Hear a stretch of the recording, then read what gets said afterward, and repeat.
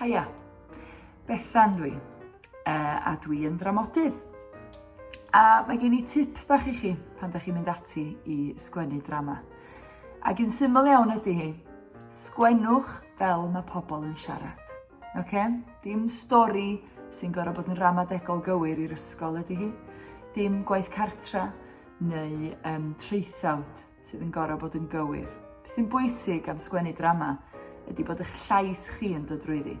A pan da chi'n cael eich deialog ac yn cael cymeriadau'n siarad efo'i gilydd, meddyliwch am sut fysa nhw'n siarad go iawn.